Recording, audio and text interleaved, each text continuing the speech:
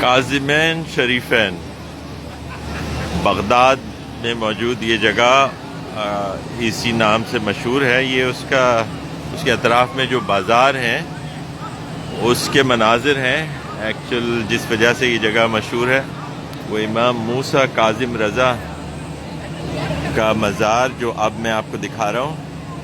اندر کیونکہ فون اور پکچرز لینے کی اجازت نہیں ہے تو یہ باہر ہی سے ہم دیکھ سکیں گے. ایک بہت بڑا احاطہ ہے, اس طرف مسجد ہے, پھر یہ امام موسیٰ کاظم رضا اور یہ جو 7ویں امام جو شیعہ مسلک ہے اس میں ان کو امام کا جو سلسلہ ہے 12 اماموں کا, اس میں 7ویں امام یہ تھے.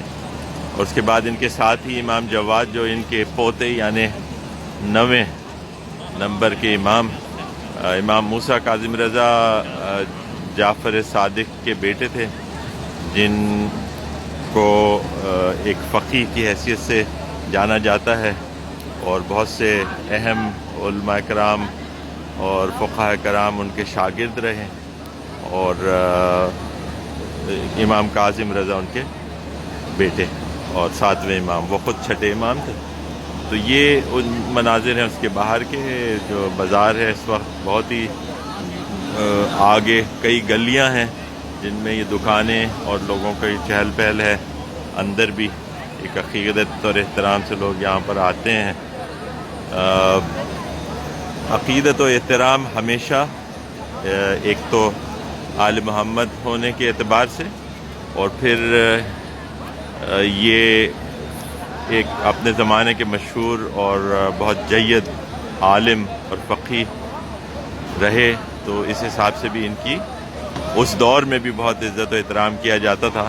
اور شاید یہی وجہ تھی کہ جو لوگ عوام میں مقبول ہوتے ہیں اپنے مذہبی حوالوں سے اور جن کی عزت و احترام ہوتی ہے, ان کو جو حکومت کے سرکل کے لوگ ہیں جو وہ زیادہ پسند نہیں کرتے. خلیفہ ان کو ایک طرح کا چیلنج بھی سمجھتے رہے ہیں, خاص طور پہ جو خلافت کے بعد جو ملوکیت کا دور آیا اس میں ایسا بہت زیادہ ہوا. تو اس وجہ سے ان لوگوں کو خاصی تکالیف بھی دی گئیں. کئی امام کاظم کے بارے میں یہ روایت ہیں کہ ان کو قید میں رکھا گیا بارہا. تو یہ ان کا زمانہ جو ہے جعفر المنصور سے شروع ہو کے اور ہارون الرشید پہ ختم ہوتا ہے. بیچ میں مہدی, ہادی, یہ جو تھے ان کے ہم اثر خلفاء بنو عباس کے, اور پھر جو ان کے پوتے ہیں وہ مامون کے خلیفہ جو تھے اس کے ہم اثر, اور معتصم باللہ کے زمانے میں ان کی وفات ہوئی. تو یہ تو عباسی دور کے خلفاء تھے جن کے حساب سے ان کے زمانے کا ہم نے آپ کو بتایا کہ کیا زمانہ تھا. اور یہ بھی بتایا کہ یہ جو ایک طرح کا معاملہ رہتا تھا ان لوگوں کے درمیان جو کہ علم و حکمت والے تھے اور عوام میں مقبول ہوتے تھے, اور جو حکومت کے سرکلز تھے اس میں 2 وجوہات تھیں. ایک تو یہ کہ ان کی مقبولیت کی وجہ سے خوف رہتا تھا ایک طرح کا جو اقتدار میں لوگ ہوتے تھے ان کو, اور دوسرا یہ کہ وہ پھر ان کی جو غلطیاں ہیں اور ان میں جو مسائل ہیں اس کو بھی درست کرنے کی کوشش کیا کرتے تھے. تو جو یہ چیزیں خاص طور پہ جو ملوک ہوتے ہیں ان کو تو پسند نہیں آتی.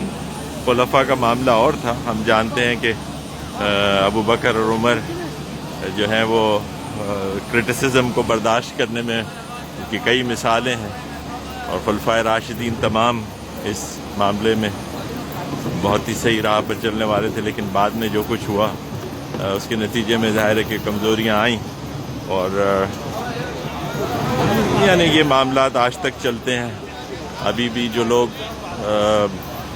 جن کی رسپیکٹ ہوتی ہے عوام میں, ان سے حکومتیں, خاص طور پہ جو حکومتیں اپنے ایمان اور دیگر معاملات میں کمزور ہوتی ہیں, وہ ذرا گھبرائی رہتی ہیں.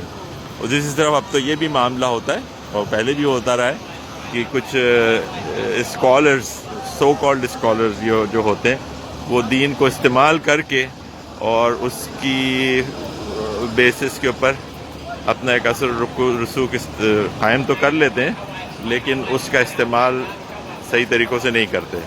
تو یہ بھی ہوتا رہا ہے اور آج بھی ہوتا ہے. تو دونوں طرف سے یہ معاملات چلتے رہیں.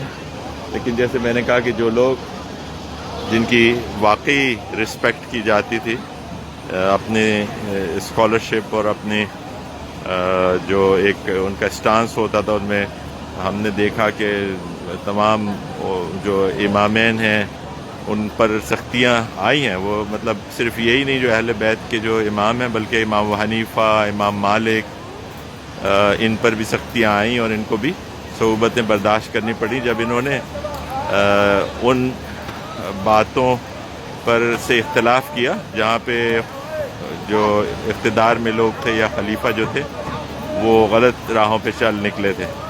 تو یہ معاملہ چلتا رہا ہے اور چلتا رہے گا ہمیشہ سے.